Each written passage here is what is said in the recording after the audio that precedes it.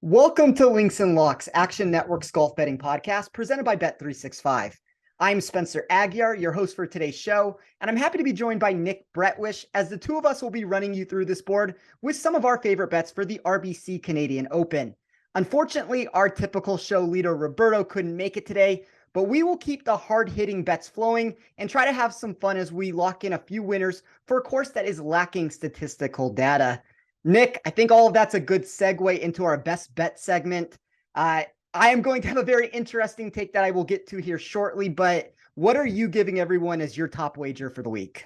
All right, I'm gonna turn back the clock, and my energy's down a little bit. It's just Roberto when he opens it up with "Hello, you beautiful degenerates." I love that intro. We couldn't take it from him. That is his intro. Gotta leave it to him. But I'm turning back the clock a little bit. I really liked what I saw out of Brandt Snedeker last week. I'm gonna go Brandt Snedeker top 40 plus 240 as the best bet on a board that I did not find a lot of value on. Do you want to get into some of that reason for a second? Because we're going to have much more for you to talk about here because I'm going to give the same answer. I don't have a lot to talk about, unfortunately.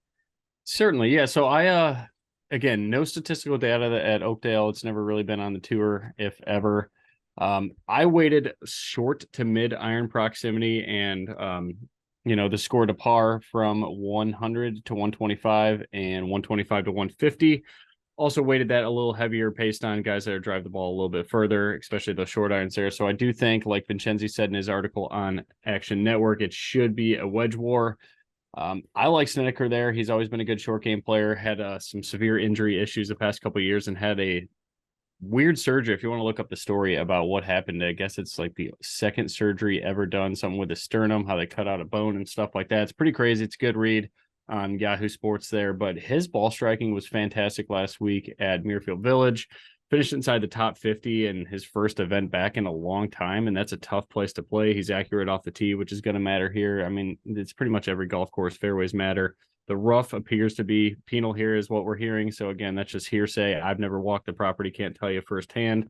But to get plus 240 on Snedeker, who obviously is confident enough to come back to the Memorial Tournament where I figured if he was old, one, he is old and injured and recovering from injury, he would not make that his first step back.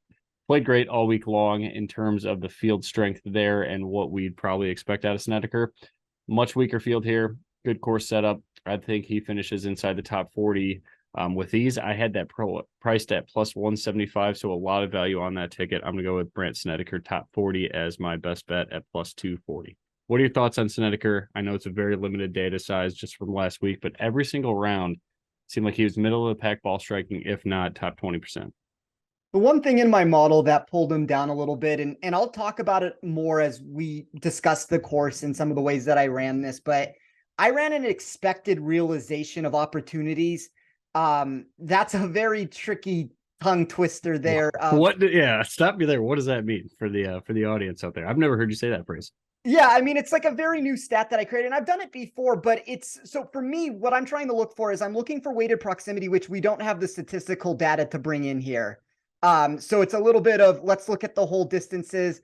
I watched the flyovers of the course. Let's try to figure out where the second shots will come from. Obviously, that's a different amount or a different range from every single player, but I'm trying to find those weighted proximity numbers.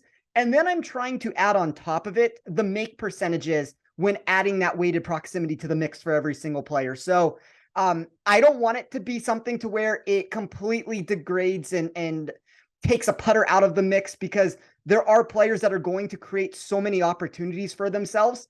One example for that for me would be Cameron Young. We'll talk about Cameron Young a little bit more later in this show, but it's like these guys that are creating a lot of opportunities, they don't need to make as many of the putts to work themselves up the leaderboard. I think it's going to be a birdie fest. We don't know that to 100% be true.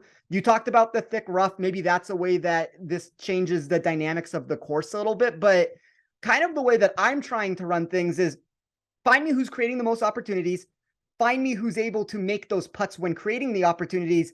And then that's kind of how I came up with my weighted scoring this weekend. That was a statistic where Snedeker did not necessarily excel for me. It's a limited data sample size that I'm working with right now. He did look relatively safe for me when running this tournament from more of a safety perspective. And we always talk about this. That's what we're looking for on top 40 wagers. That's what we're looking for in some of these head-to-head markets. So I think it makes logical sense with that, with a number that's over plus 200, but like the lack of data here really threw me for a loop, unfortunately, with a lot of ways of doing it. And when you make such extreme answers like I have this week, you have to be careful because any of those alterations of a model will vastly change the price points of a player.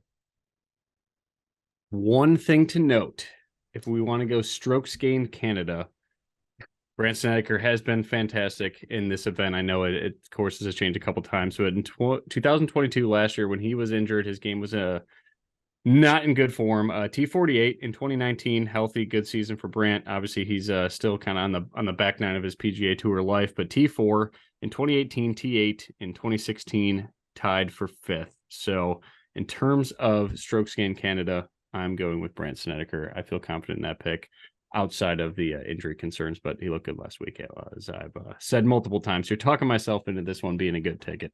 We might not have 40 players in this tournament by the time the event starts. So right, you might have an automatic winner before this is said and done. But for my best bet, I am going to pull a show first. And I feel like I do this all the time with these random takes and these things, but I'm going to refrain from providing a best bet wager this week. We can talk about some plays that I do like from a number graph standpoint. We'll get into that in a little bit in the outright board, but I never feel comfortable saying that my favorite bet on the board is an outright wager. And on top of that, I don't necessarily want to give one of these favorites as my favorite bets for this week. So, it's been quite the change of plans for me, Nick. Like, we talked about this before we started recording the show. I was going to give Ben Griffin minus 110 over Taylor Pendrith. Griffin pulled out of the tournament. I had plans to fade Luke List and Sam Stevens. I was going to do Will Gordon over Luke List. List is now out of the tournament. Stevens is out of the tournament. Can't fade either one of those. I wanted to back Ben on, Joseph Bramlett, Sam Ryder. Like, they're gone now. This has been just a wild, like, between the Live Golf and PGA Tour merger and the US Open yesterday of all the qualifiers, I feel like everything in the golf world and specifically right now in the betting world has blown up. So it's going to be a very minimal card for me. I'll have some outright wagers, as I said, that I'll talk about. But very quickly, before we move into the next part of the show, you want to have a stance on the Live Golf and PGA Tour? I haven't really read a whole lot about it. Was at work for most of the day today. Obviously saw everything on Twitter. I don't know. I'm not educated enough on it to comment yet. I think it's awesome for the game of golf. I don't know what it means for golf betting. I think, we've talked about it on the show multiple times. These legal books in the States have been squeezing the hold margins like crazy every single week. I don't think that changes, especially when golf, is likely to get a better product. I don't think it's going to matter because I think more people will start entering the golf betting community with all the big names, Live and PGA all tied together. We're going to see Brooks. It's interesting to see what's going to happen with the Ryder Cup. I think that's what I care about most. But yeah, I don't want to make any comments, at the PGA Tour or at Live, anything like that. I want to read more about the actual situation that's going on, how it's going to be formed. It'll be very interesting to see how the guys from Live get their PGA Tour card back. If that's even a phrase after the next couple of days, I don't know. But it is awesome for golf. I mean, it's going to be great to see a lot of great players play golf again. I know these majors have been fantastic so far, but just to see everybody back together, all the big names, I guess in terms of my wallet, it's probably not good because I'm sure there's going to be another way for Cameron Tringale to find his way back onto my weekly card every single week and not ever get a big win. So I don't know.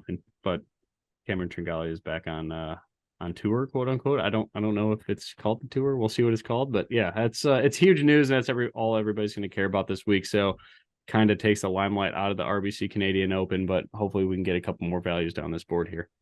Yeah, I will give the same answer about Harold Varner III. He's a golfer that I can't seem to stop backing, and now I'm going to have the possibility to do it again. And we've talked a lot about on this show about markets, specifically on the legal side of things, squeezing all the value out of it. But thankfully, there are good books out there. One of them is Bet365. And this Links and Locks podcast is proudly presented by Bet365, the world's favorite sportsbook brand. Sign up with promo code ACTION to get Bet365's exclusive sign-up offer. Bet $1 on any game and get $200 in bonus bets. Must be 21 or older. And the offer is available in Colorado, New Jersey, Ohio, and Virginia in the U.S. Gambling problem? Call or text 1-800-GAMBLER. You know, Nick, I think it is well documented that the two of us are incredibly data driven in our approach. Like we've talked about this already with just the nuances and how difficult it's made this tournament in general. That's going to make it more challenging when trying to run numbers. I talked about the back end of what happens when you overdo it, but we have Oakdale Golf and Country Club. On paper, it measures 7,264 yards, par 72. It's a mixture of bent and POA greens here. I guess my question to you, man, is with all the unknowns that we do have for this tournament, how did you handicap this board? For the most part, again, like I talked about, that short to mid iron play, I think should be very important to me. Strokes gained off the tee, especially guys that are longer hitters. I would like them to be accurate and then have quality short iron play, especially as of late. Good form coming into the event. And then I think putting's going to matter too. I mean, I talk about it every single week. I don't ever discount putting, especially, like look what Denny McCarthy did last week. His ball striking was solid in terms of Denny McCarthy, but he put so well, and obviously should have probably had that tournament won prior to going to the playoff, but great to see Victor get across the finish line. He's been playing so well this year too. But yeah, pretty much just find fairways. If you're a longer hitter, I want those short irons tuned up. If you're I guess middle off the tee, and then I want those mid irons and short irons tuned up as well. I think you're going to have to score in the par fives. I think that's what's going to be the birdie holes here. I mean, that's pretty much any PGA venue in a nutshell, but overall, I didn't really want to reinvent the game of golf just for a tournament or a venue, I'm sorry, that we don't know a whole lot about. Pretty much just going to take, those 3-tool players, guys that can hit the fairways, guys that hit the irons well, and guys that can putt it. I don't think, I watched the flyovers like you did too. I don't think around the green play is going to be too important. It doesn't look like there's a lot of runoffs and stuff like that we usually see on the Donald Ross style designs. So around the green, I guess, will be a little discounted for me, but just ball strikers and putters. This is such a flawed question to ask you because we don't know anything. What do you think what do you think the winning score gets to? What was it last year? 19?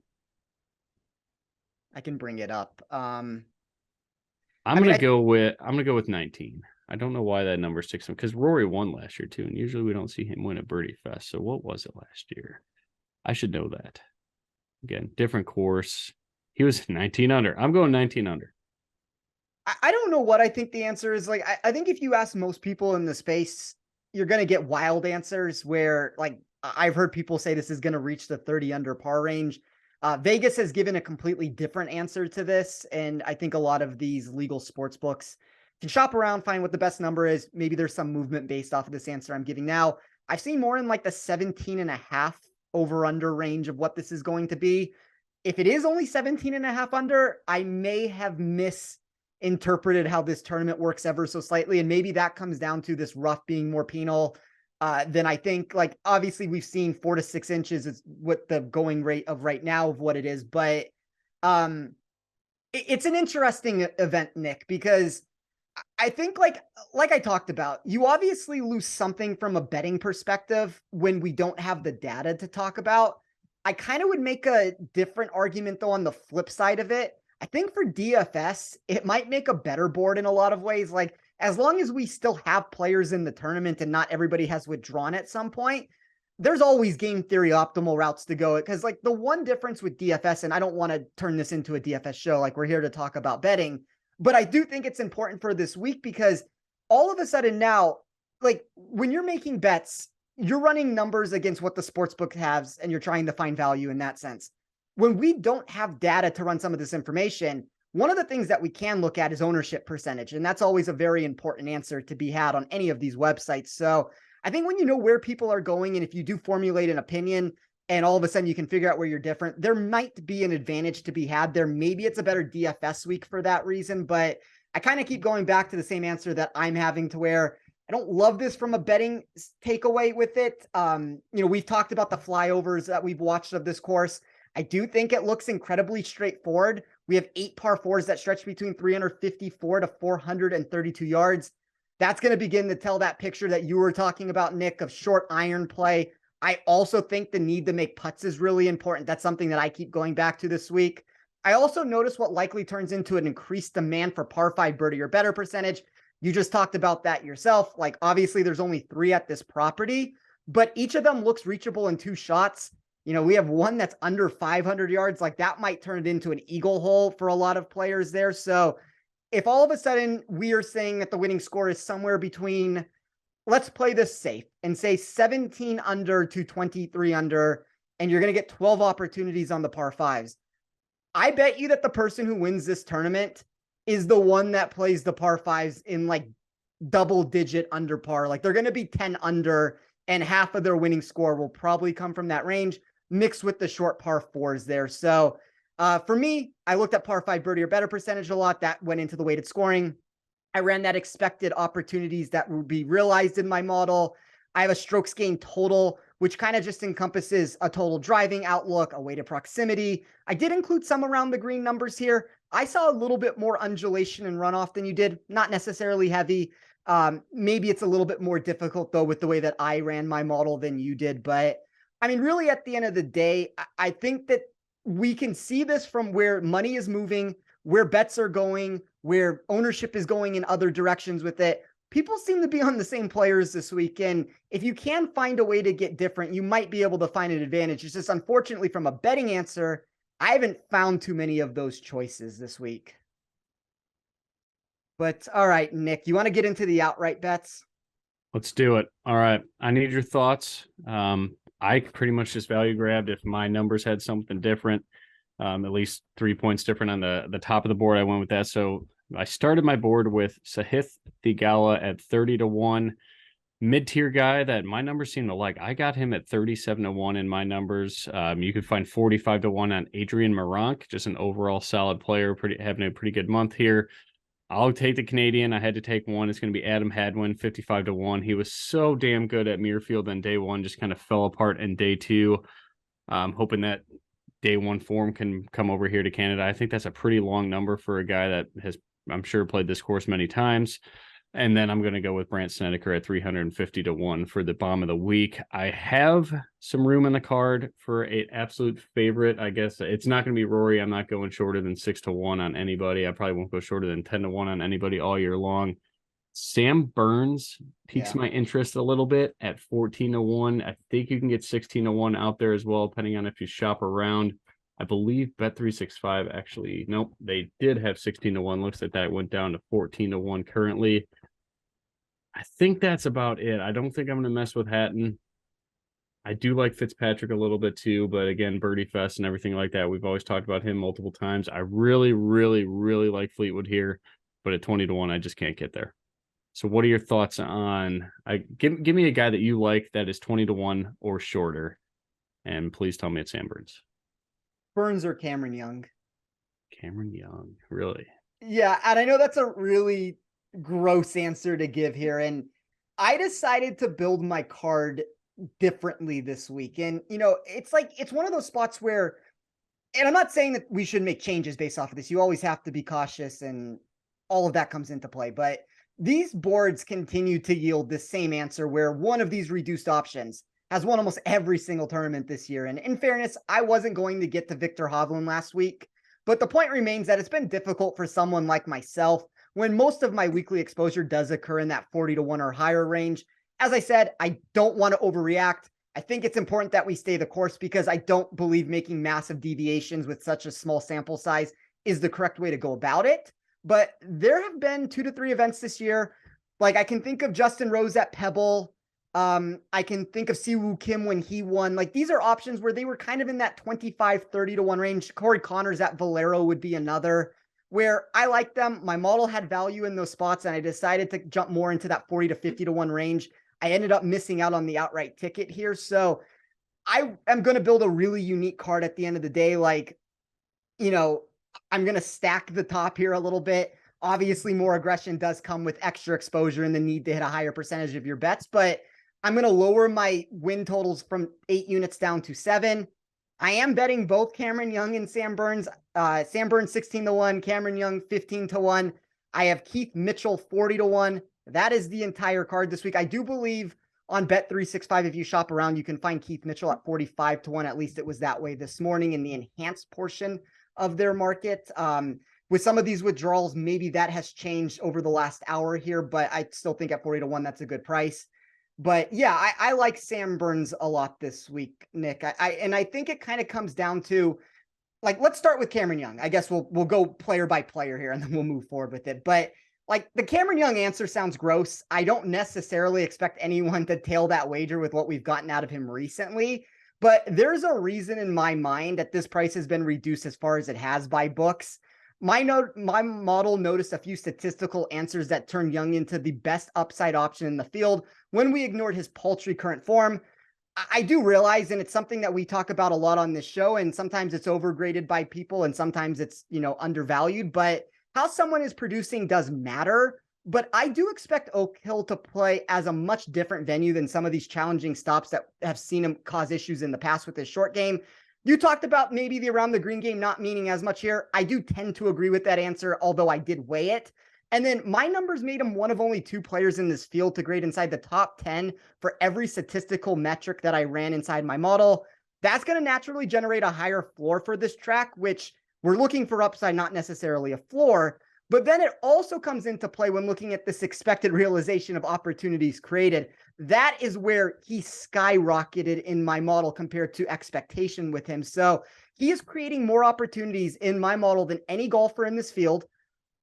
From 5 to 15 feet on this specific sort of green type that I'm expecting it to be with the speed and the texture that we have, he ended up being the 23rd ranked player in putting for me. That is a massive deviation from expectation there.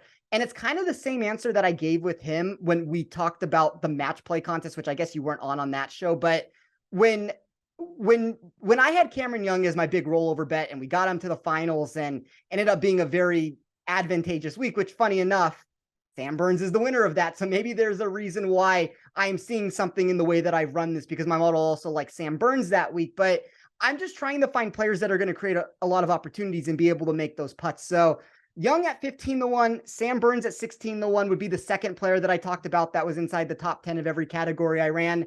And then I did close out my card with Keith Mitchell at 40-1. As I said, you might be able to shop around and find better than that. But for me, this is one of those spots where Mitchell has continued to struggle to produce when looking at only his results. But I do think many of those finishes have been stunted by a poor round that has seen him free fall off the leaderboard. Like when I ran this from an expectation standpoint, so that would be weighted scoring, weighted strokes gained total.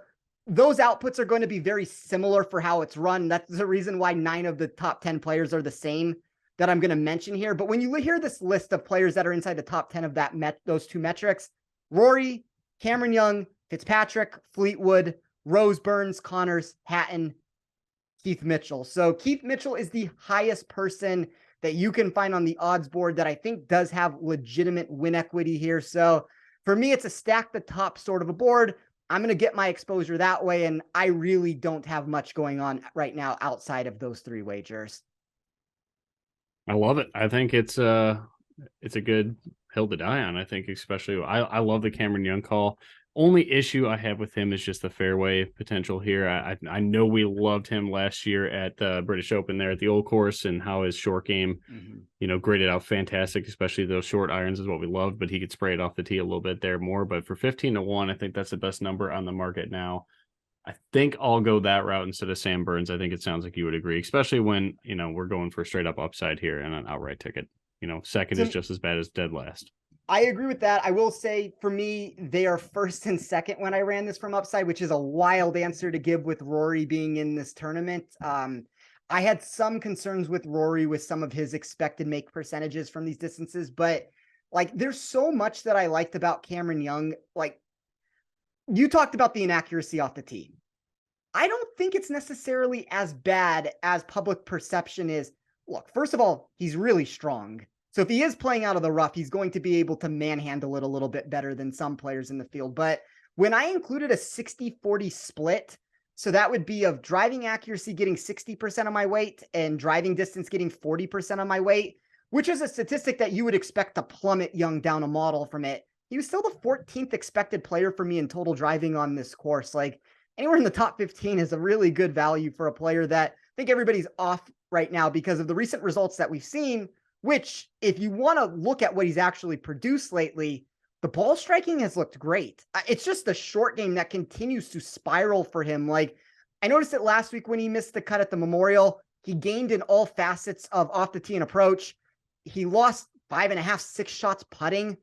like that's something that you're going to have to deal with, but I think he has the ability to spike on these greens, and I do think he has the ability to create so many opportunities that if he can just be average with the putter, all of a sudden now he's creating more opportunities, and if he's hitting them in an average clip, this is how you can get to 20 under par to win this event. So that's kind of my backing of why I am on Cameron Young this week. As I said, I don't necessarily expect very many people to tail that with what we've seen for a golfer that's never won on the PGA Tour before, with a price that's now 15 to 1 or less, depending on where you find it. But I think all those answers are kind of indicative right now of where the sports books are standing with Cameron Young, because if this was one of those spots where they wanted like if they were fine with people backing him, just make him 25 to 1 and like you still wouldn't get very much action on it. But when I ran this for upside, like I legitimately could push Cameron Young into that 12, 11 to 1 sort of range, which is a wild answer to give. I understand that, Nick, but I don't necessarily have as much intrigue on some of the other players at the top. Like Rory got pushed down a little bit for me while he was still a top, 3 win equity option. All right. If you had to choose one guy in the mid upper tier of Theegala, Shane Lowry, Fleetwood, and Rose, who would you choose? Just one. I would choose Fleetwood. I am not on Theegala this week. He's probably going to, I'm not necessarily like fading him in head-to-head matchups, but I kind of have a feeling he might disappoint here a little bit. Yeah, I mean, looking at a lot of the books right now, they do not respect him in the matchup market. So that was pretty interesting. I had him at 27 to 1, took the 30. After talking to you, I kind of regret that ticket a little bit, but we'll see what happens. Any other thoughts there? Yeah, I'll just add one thing really quickly. Like if I'm looking for my biggest differences, which this did not work out well last week when I said Victor Hovland was a big difference for me, and Theegala and Hovland were kind of the two mispriced options. And obviously Hovland won the event, so that doesn't work out well when you say that. But this week it would probably be Shane Lowry and Theegala that, they're in the 20s more or less. I mean, maybe you can find a little bit better if you shop around on those names, but I have them more in the 40s, 50s, 60s, depending. Like Theegala is even higher, I mean, than Lowry if we're trying to get accurate with the numbers here. But I like your Morant call. I thought he was an interesting name that I considered, and I don't run a bunch of European Tour stats. So for him to grade as well as he did in my model in the very short sample size that that at least I had for him, I thought he was an intriguing play. And I was very interested in trying to find a way to back one of the Canadian golfers this week. I know Canadians don't win the RBC Canadian Open. It just does not happen. It hasn't happened in the longest time. But I thought Hadwin was an intriguing choice. I think Svensson was a little bit intriguing also. Like those would probably be the two Canadians if I was going to punch a ticket. Didn't ultimately get there when you start a card Young and Burns, and then you also go to another 40 to 1 option. Like I think for me, it ended up being 1.09 units, give or take, to win 7. So kind of a big exposure that I'm laying down, plus a reduced win amount from 8 to 7. So there's some downsides with those answers. I'm going to have to hit a wager more frequently, but yeah, it's just difficult to get much more exposure to this event. And that kind of more or less takes me out of the in-tournament betting card this week. Like I don't like to be more than 1.25 units. And that's usually when I'm betting to win, 8+ units on it. So I'm kind of in this funky spot right now to where I know everybody always gives the answer, save your money for the major championship. I'm not a believer of that. I think every single tournament grades the same way. I'm trying to find value on a board where I can find it, but I could not find the value, Nick. All right. Last question. Looking at some prices, seems like the books respect someone you respect more than probably his own family, Alex Smalley. Yeah, I'm fine with Smalley. I don't love him as much as I normally do. I think the one answer that is that's the answer I was looking for. Well, I think what you get from him is you get a reduction. You get an importance raised on par 5 scoring, but you also get a reduction to where he only has 3 and not 4. I have him as a top 40 option in my model, but that's an every week answer. Like there's tournaments where he's pushed top 10 for me. So for him to be more in that 30 range, I'm fine with anybody who wants to punch a ticket on him. But I do think in general, a lot of these numbers at this point, specifically with all the withdrawals that have happened over the past 12 hours, most of the value is dead in the market at this point. And like specifically for me on the placement bets, I don't see really any value in the placement market. Like, I'll talk about one player that I'm going to punch a ticket on, which is as gross as you can get on these boards, which I continue to do it every single week. But like, I'm not rushing out, as I keep saying, to make any of these wagers. So, maybe Smalley ends up becoming a DFS answer above anything else. All right. Last guy we've been playing a lot, Mark Hubbard. I do like Hubbard. What's your stance on him? I do. I think the form's awesome. He's playing. I like Mark Hubbard. I think he's a safe golfer. He's in good form. Yeah, I mean, I think if we're looking specifically on DFS, he's mispriced there. He should not be a $7,300 golfer on a specific site out there. And I think when you look in the betting market, you see a lot of the upside numbers that books believe he has when you look at matchups with him and upside to win this tournament. I have no issues with anybody who wants to back him. Like, I'd make an argument that I think you have a lot of guys in that like 100-1 range. If you really are trying to take a different approach than what I did, and I don't necessarily think any of these golfers are going to necessarily win, but there's a lot of golfers to me kind of in that 100-1 zone that I found intriguing this week. And maybe that ends up becoming a placement bet above anything else. But the one unfortunate one was Ben Griffin withdrawing from this event. I was very bullish on him. I was going to have him top 40. I was going to have the head-to-head matchup against Taylor Pendrith. Him getting removed from the field really removed a lot of the equity stake that I was going to get in this tournament. Oh, yeah, that's fair. All right, that's Nick, all I got. No more wagers this week? No, it is. I have no matchups. Couldn't really find anything, and I had two, but they withdrew. So nice. Yeah, I also had two that withdrew, so that did not help. The only other one that I was considering, and I don't think I'm going to get there, don't necessarily have a reason to want to fade this guy. I would like to get your stance on him. I also have some concerns that my model might be a little bit too aggressive on the recent sample size that we've gotten on this player, but Vincent Norman -110 over Brandon Wu. Any take on that? My numbers love Norman. I got Norman here at 84-1, which I think is significant to the value, and Brandon Wu at 110. Mm-hmm. So what's the price on that? You got -120 on Norman? Well, it was 110. I don't know if it's moved since. If it's -110, yeah. I have it priced at -125, give or take, if I were to run that one. So yeah, I would take that. I personally like a little bit more value on the ticket, but yeah, I think Norman's a good spot there. The market seems to like him too. It's a really funny answer that you've given because I also had proper at 125. So I'm usually looking, and I've said this before, I would like 20 plus points of value. I did not find a wager that fit that threshold for me this week. So that was the closest one that I had. I don't know. I mean, I think at some point, like the problem that we're running into is we are forcing things at this point to have a conversation, which is what I don't want to do on this show. Like it ultimately comes down to finding value. And if there's not value to be found, like you and I aren't going to just force wagers for the sake of saying it. I do think there's value on the number by about 15 points, but you're starting to reduce that margin of victory that you have. All of that kind of is an answer to have on the back end of this equation here. But only other one I'll give, and I'll just mention it in like passing here because it's a very volatile wager. Justin Lauer +300 to come top 40. I do think there's value in that number.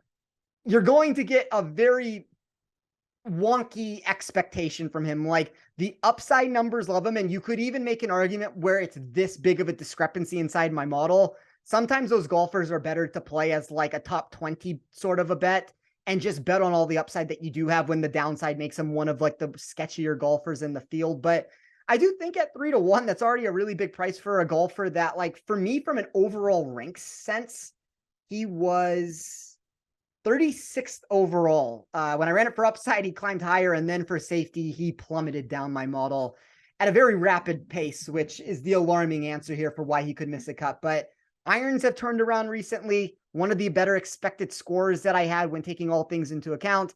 Also inside the top 20 for me when it came to expected strokes gained total, which would be the same exact answer that I think we talked about this at the Byron Nelson a couple weeks ago. I had Lauer in that wager at, I want to say 8-1 to come top 20. And I had mentioned that there were two players that stuck out as golfers that were unique of the way they were popping out. Lauer was one of them. The other one was CT Pan, who came in fourth in that tournament. I think CT Pan is another intriguing name here, depending on what kind of a price you can get on him. But it's a very similar course, I guess, to how I've run things in the past at other venues, even though I didn't mean to make it that way. CT Pan, DFS value nonetheless. That's for sure. Yeah, I think he's an intriguing play there. But all right, I guess let's close this show how we normally do with Roberto and do a few rapid fire questions. These are not going to be as intriguing as when he does it. I am not going to become your sugar daddy and offer you wagers and prices and punch tickets for you and pay all those bets out. So these are just going to be very simple. You get 3 choices here. We'll look at this from an outright sense. Numbers do not matter. Numbers in the space do not matter. Just if you had to punch a ticket on one of these players, who would you bet? So let's start with Cameron Young, Justin Rose, and Corey Connors. I think we know where I'm going there, but who would you take? Same way, Cameron Young all day. Michael Kim, Aaron Wise, or Taylor Pendrith? Ooh. I would just love Aaron Wise and think it's coming, but the ball striking has been so bad since his return. Give me Michael Kim. Michael Kim has been very steady. I continue to not understand how his results are so good with the way that he grades in my model every single week. Like, I'm willing to ignore that, but I'm probably most inclined to want to bet on Wise and his ability to produce in certain aspects of his game that I believe he can find success here, specifically if this does reach into the 20 under par or greater range. He's one of the best birdie makers that I have inside my model.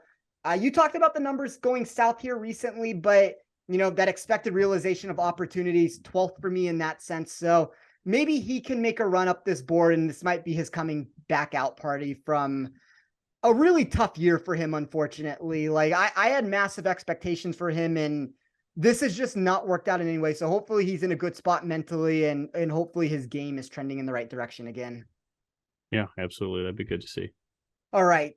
Vincent Norman, Lee Hodges, or your boy Will Gordon? Will Gordon. Vincent Norman, honorable mention, but yeah, Will Gordon. He's going to win the PGA Tour event soon. Have you seen how much some of these sharper markets like Lee Hodges this week? Yes. I mean, he's in great form. And what he finished 5th last week? Tied 5th? No, T12. Okay. That came out of nowhere. I mean, he hits a ton of fairways. He's a good iron player. Yeah. Like, for me, if I was to power rank them, give me the upset of Will Gordon. It's very close between, like, my model would pick Vincent Norman. I kind of think Gordon's boom or bust mentality works better as an outright. Norman probably works better as like a top 40 sort of bet, a head-to-head wager like I talked about. And then I didn't necessarily love Hodges. I'm willing to respect some of that sharper movement that's occurred to the point where I removed a couple head-to-head bets that I was going to, like, I think there is one out there where I want to say you can find Gordon against Hodges if you shop around, and maybe that's an intriguing route to go if you are trying to back Gordon and fade Hodges. But as we're talking about here, we're really looking for outrights, so I'll probably rank them Gordon, Norman, Hodges. Okay. All right, last one, and then we will let everyone get out of here this week. I am not going to let you get off this show without talking about this player. Don't ever put me in charge of a show. That's like advice to Action Network here. If I can talk about this golfer in an event that he's in. I really, Nick, by the way, I wanted to say Webb Simpson, Michael Block, and like Ryan Hall to force you to say Webb Simpson here, but I'm going to give you a real 3 to choose between, which unfortunately means you probably will not take Webb in this spot, but no. Webb Simpson, Doug Gim, Carson Young.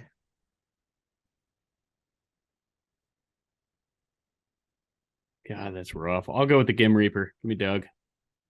The right answer for me is probably Carson Young. I think I'm kind of aggressively on all the Youngs this week. I do somewhat like Webb though. Like, I know that's an answer I always give on shows, but I've been, you have to admit, Nick, I've been reserved recently. I haven't gone on every single show and said Webb. I've been very calculated on the spots where I do want to throw Webb back into the mix here, but very boom or bust. That shows up in my model with what we see here, but I don't really know the best way to play him. Like, I wouldn't use him as a matchup. I think you're probably best betting him as like a top 20 if you want to hope that he's turned back the clock here a little bit. But I guess from an overall answer, I'll take Webb. I've changed my mind. Webb over Carson Young. That was easy. Cash it. All right, Nick, where can everybody find you? At Stix Picks, STIXPICKS. Hope everybody enjoys the tournament this week and see what shakes out with the PGA Tour and Live. I think just short answer, it's going to be awesome for golf. I think you added a really interesting point at the beginning of the show here because, and I just want to touch on it very quickly before we get out of here. I've heard everybody talk about getting these Live golfers back onto the PGA Tour, how it's going to help placement markets and how it's going to help outright boards. I do not agree. This has nothing to do with who is available. This has to do with the hold percentages and the increased hold percentages that casinos have taken on in all these spots. And it's why we always talk about on this show. I think the best book to be betting at, if you have the option, is Bet365 for all those reasons. Their enhanced win market really does run circles around most other shops. Like, you're going to be able to find the best price there in almost all of these situations. So you have them available. Please do consider Bet365. And then you can find me on Twitter at TL Sports. I'll also be co-hosting the Gimme on Wednesday with Jason Sobel. I don't know, Nick. Hopefully I'll have a few more wagers to talk about as things begin to enter the market than I did today. But thank you for everyone listening to this week's edition of Links and Locks, Action Network's golf betting podcast. We are proudly presented by Bet365, the world's favorite sportsbooks brand. Sign up with promo code ACTION to get 365's exclusive sign-up offer. Bet $1 on any game and get $200 in bonus bets. Must be 21 or older. Offer is available in Colorado, New Jersey, Ohio, and Virginia inside the USA. Gambling problem? Call or text 1-800-GAMBLER. And then for more great golf content from our Action Network team, check out our Best Bets episode from earlier this week, along with actionnetwork.com and the Action app for all of our great golf betting and DFS content that we do put out for every single event. As far as Nick and I are concerned, we will see you guys back here next week for what is going to be a wild US Open with all the news that is broken in the world of golf. We will see you guys then. Thank you for tuning in.